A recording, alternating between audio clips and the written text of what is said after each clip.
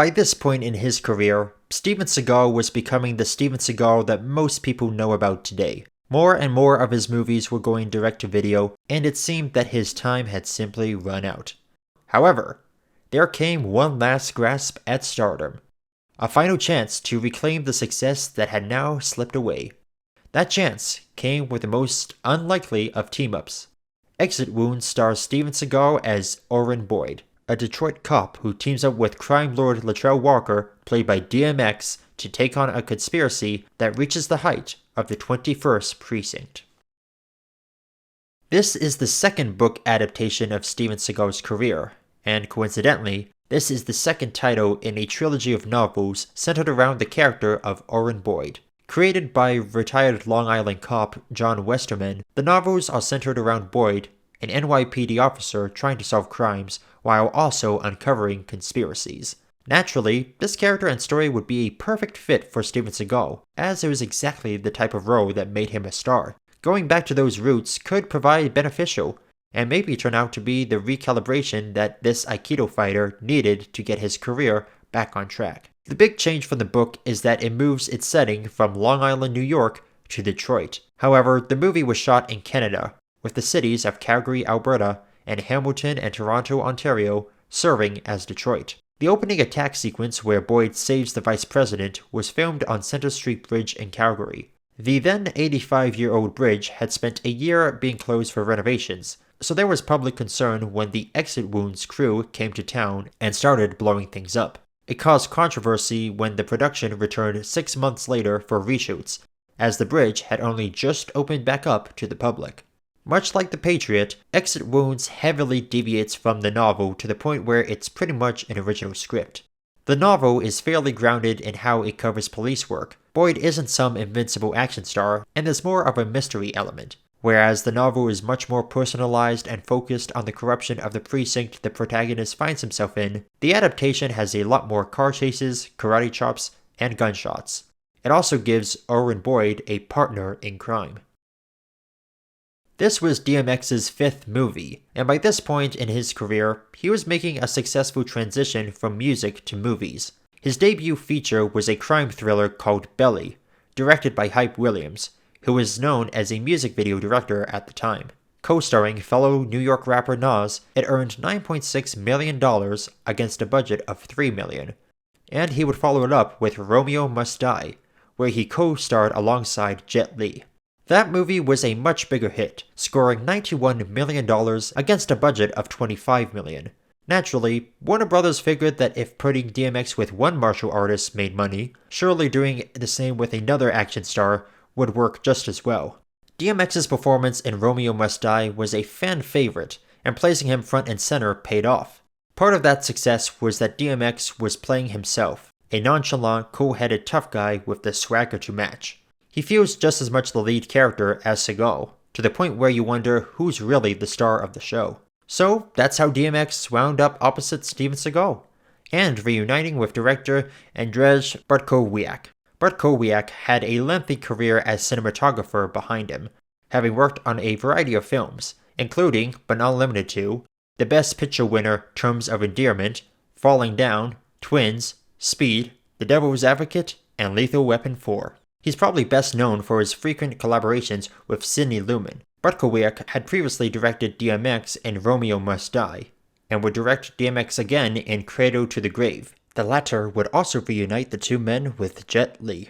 Bartkowiak's career would become spottier in the years after Exit Wounds. His next two directorial features would be 2005's Doom and 2008's Street Fighter: The Legend of Chun-Li. His most recent credit is a 2020 straight-to-VOD action flick called Dead Reckoning, and his last cinematographer credit was on a 2017 drama called Grey Lady. Although DMX didn't like working with Seagal, they have good on-screen chemistry.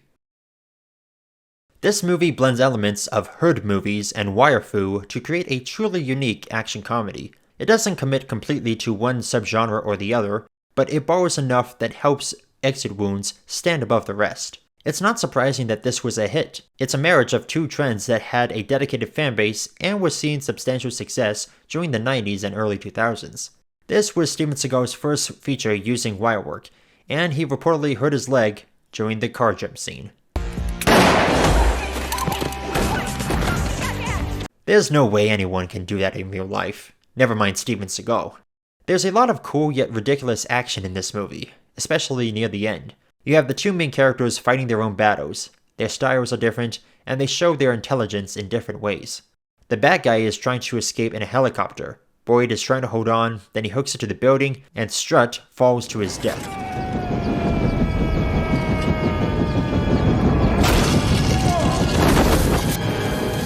The final fight between Steven Seagal and Michael J. White was filmed on the last day of shooting, and, according to fight technical advisor and stuntman Stefan Quadros, it was not choreographed in advance, but rather completely made up on the fly.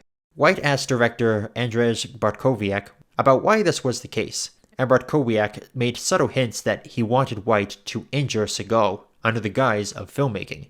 When White asked producer Joe Silver the same question, Silver gave a similar response.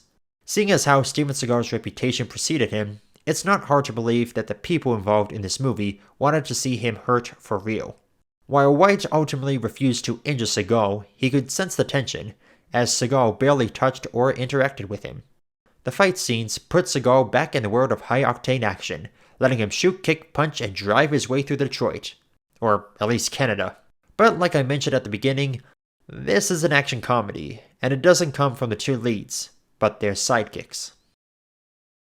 There are a pair of comedic reliefs in Anthony Anderson as T.K. Johnson and Tom Arnold as Henry Wayne. Both of them have the same shtick of never shutting up and saying random nonsense in the hopes that something they say garners a laugh. There is one moment that got an audible chuckle out of me. Boyd finds out that Latrell Walker is not a drug dealer, but actually a computer genius and billionaire named Leon Rollins. The reason he changed his name was because his brother was the fall guy for a bunch of crooked cops and is hoping to clear his name. He brings Boyd up to his compound and we get this. I believe you two have already met. What the hell are you doing here, man? I've seen that used as a reaction moment so many times, it's cool that I finally know where it's from. The comedic relief characters don't get to do much, they just jabber away while the plot progresses. As the credits roll, TK joins Henry's morning talk show, where they keep doing what they've been doing the entire movie, spouting off random nonsense in hopes of getting a laugh. Even when the movie's over, it still feels the need to keep reminding us of how unfunny these characters are. If you thought they were bad on their own, they're insufferable together. Oprah, stay big, baby. Oprah's great. Stay big. Eva Mendes is in this movie, but her dialogue was dubbed. She didn't find out until she took her parents to the premiere, and she was told that the reason it was dubbed was because she didn't sound intelligent enough. She responded by saying, "A Steven Seagal film and I didn't sound intelligent enough?" I don't know what her voice sounded like originally, but it must have been smarter than these two bozos. The funniest bit about this movie comes from a Tom Arnold interview, where he mentions that Steven Seagal fell into the water during filming. The character lived on a houseboat, and Seagal, having decided to forego a rehearsal, exited through the wrong door and fell into the bay.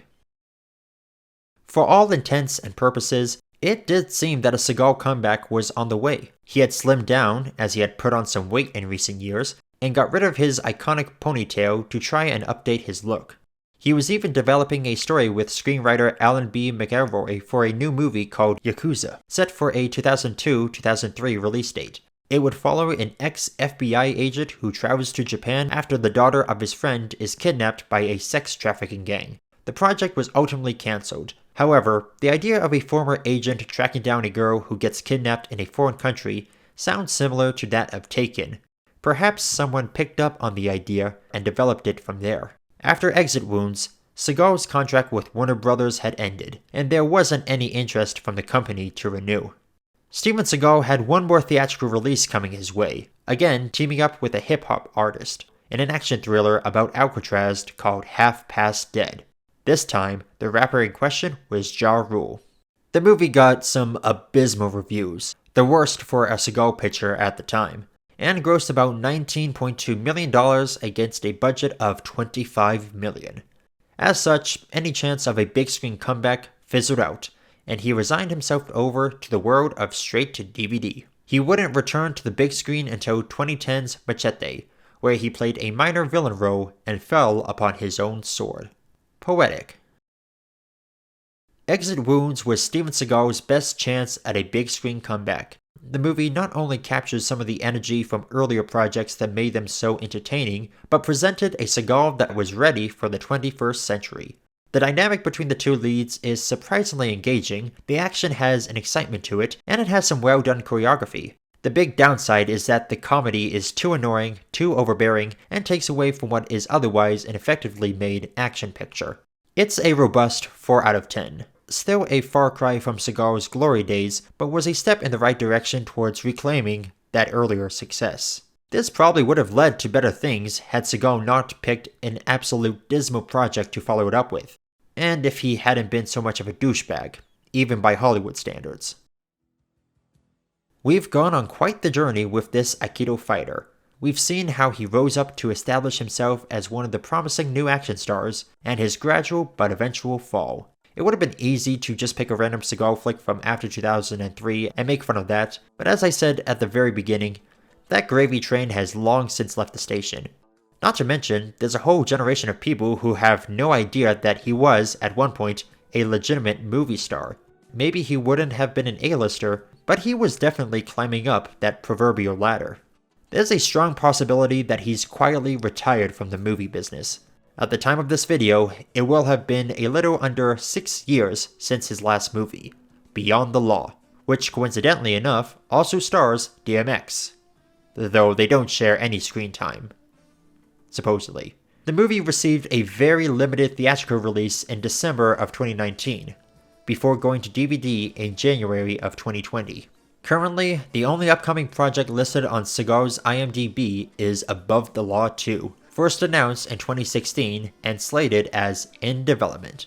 But given his reputation, his age, and the changing landscape of Hollywood, I very much doubt that it will come out. Also, there's a slew of sexual assault and rape allegations against him. It's kind of sad, really. After such a strong start, and with a promising career ahead of him, Steven Seagal pissed it all away to feed his own ego. Now, thanks to all the previously mentioned contributing factors, including a laundry list of people not wanting to work with him again, he'll probably spend his remaining days hanging out in Russia, yearning for the days of old. The one project that he seems to be most desperate to get off the ground is the one that would be a perfect finale to his career. I almost feel sorry for the guy. Keyword almost. Even if only half the stories about him are true, I wouldn't want to be within 100 miles of the man. So, what have we learned? I don't know. That he had good movies at some point and that you shouldn't let ego get in the way? Yeah, sounds about right. Thank you for watching. See you in the next one.